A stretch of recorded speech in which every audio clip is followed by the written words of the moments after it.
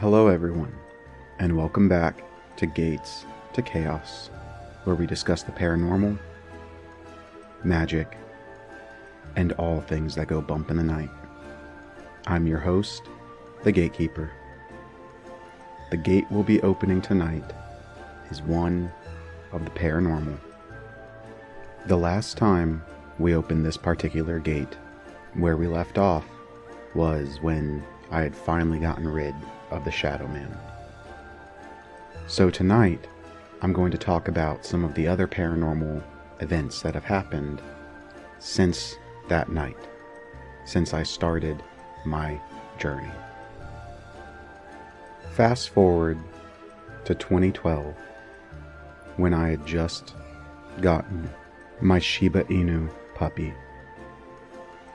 For those that aren't familiar with the breed, they are a small to medium small breed. So as a puppy, he was quite small.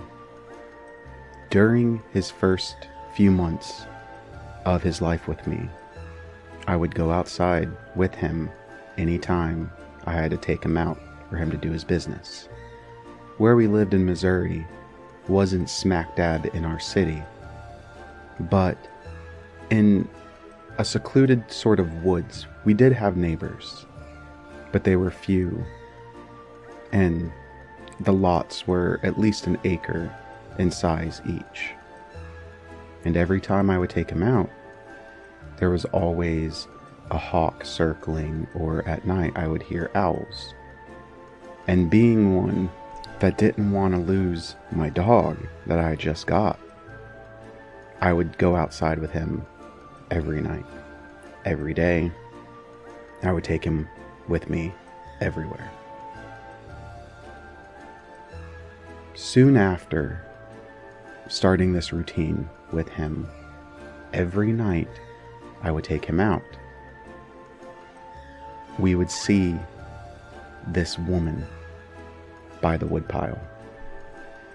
At first, I always thought that she was just a neighbor or something, but as a night owl, I was used to being the only one up and about during that time of night. Not to mention, I had never seen a neighbor that matched this woman's description before.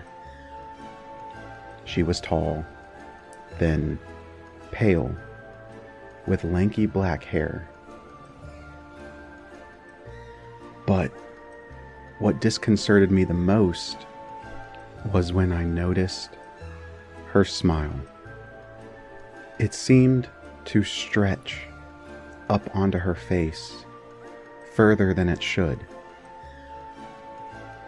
And when I noticed that, I also noticed that her teeth were razor sharp and needle-like.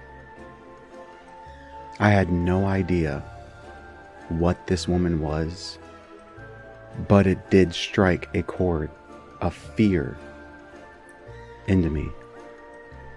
That first night I saw her, I scooped up my dog and I ran inside. We didn't go back out that night. But it became a routine. Every time I left the house at night, or near enough at least, she was there, or she would show up. Always in the same spot, always smiling. She never got any closer than the woodpile, though that was close enough for me. After a while, I stopped running inside, but I would watch her until my dog was ready to go. And seeing me watch her seemed to amuse her further. Her smile would stretch further up onto her face than it was beforehand, which was already unnatural. This went on for months, until one night, after we had come back inside, I heard the door to the game room open. It was near enough to fall that there were plenty of dried leaves on the ground. and I heard them rustling inside as if someone, or a great many someones, had drugged them inside. At first I thought it might have been just a friend, or maybe my father had seen something outside and he was coming back in. But I remembered I had locked that door. None of my friends had keys, and if it was my father, why would I have not heard him stomping around upstairs? And that's when I started to hear whispering of many different voices. I couldn't quite pick out what they were saying, as they were all whispering over one another. It all just kind of blended together in a background noise. And then my door handle started to rattle. I looked over and I noticed I hadn't locked it. But ever since I had started on this path, I always had put up protections around my room. Especially now at this time, I finally had some actual experience under my belt. The door didn't open, but the door handle did keep rattling as if they tried to open it. Eventually, one voice cut through all the others. Shh! The other voices fell silent as a woman's voice cut through and whispered, "Gatekeeper, let us in."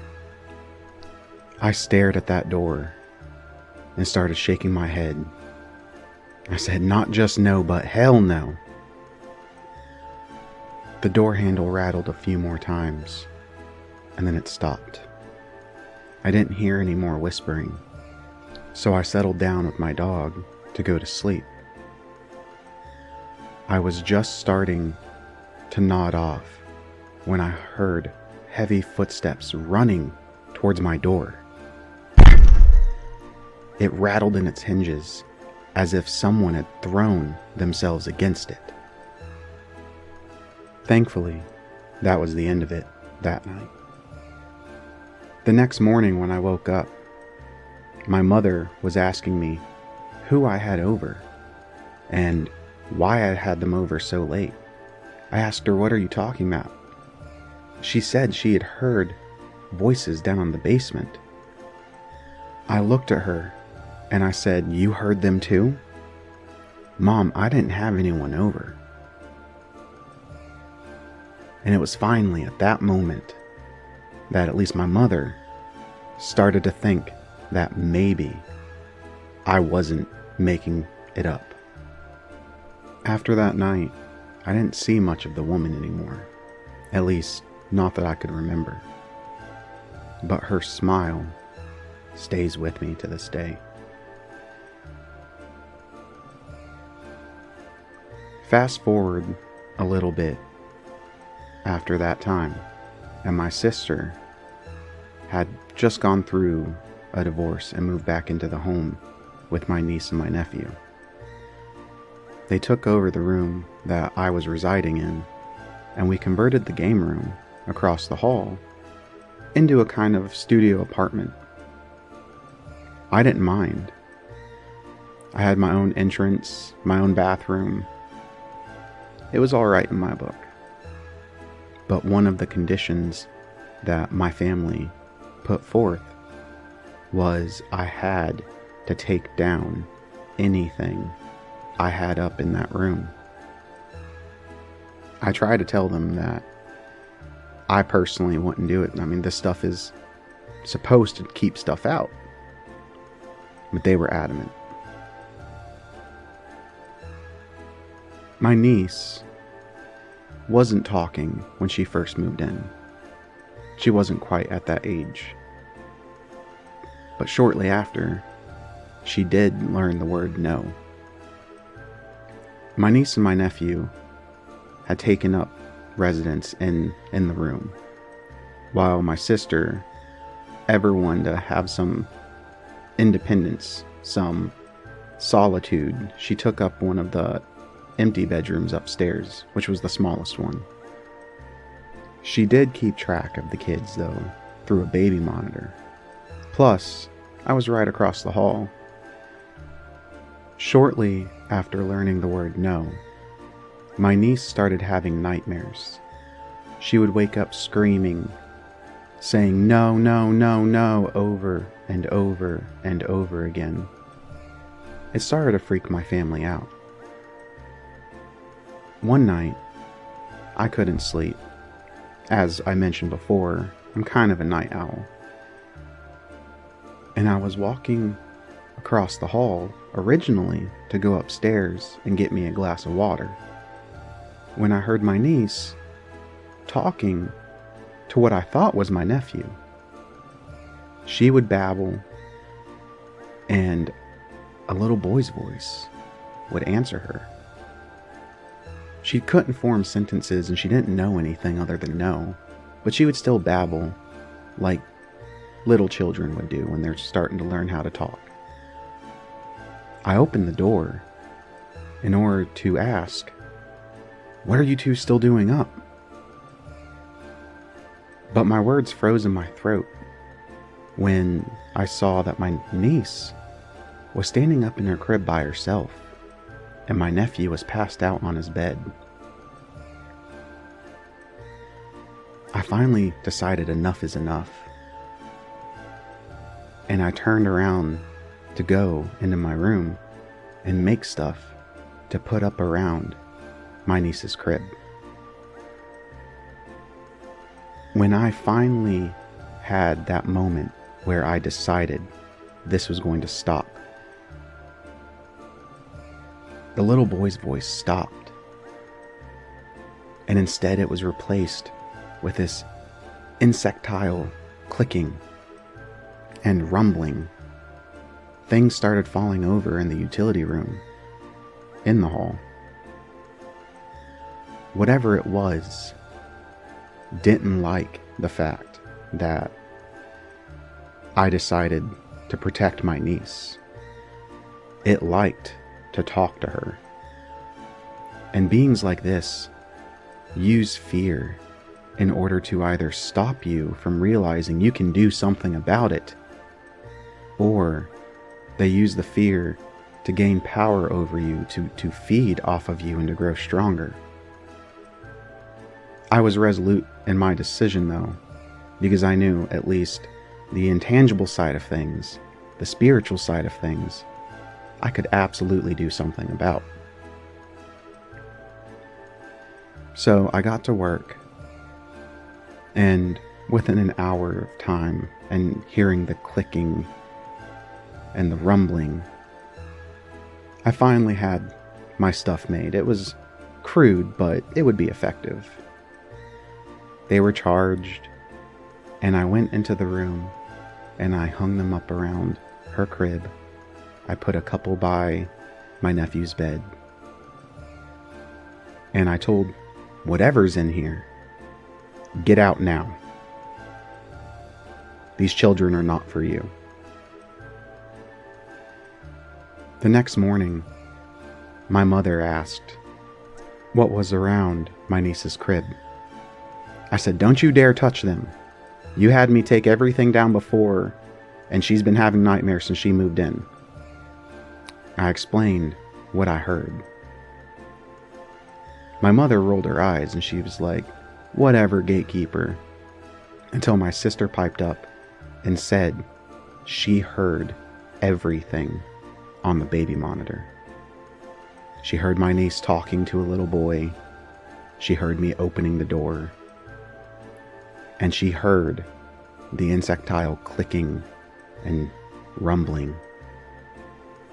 I turned and I looked at her and I said, "You tell me you heard something talking to your daughter. You heard something making noises that were not human, and you did not come and check on your child." And she laughed and said, "I figured you would take care of it." My family finally stopped thinking I was completely full of it at that time. My father still thought that I did a lot of it for attention, though I didn't rub it in their faces. I just kept it in my space and kept it out of their face. But eventually, everything became the gatekeeper's fault. Anything that went bump in the night, it was because I was doing weird stuff in the basement. I tried to explain that this stuff has always happened around me, but they wouldn't hear it.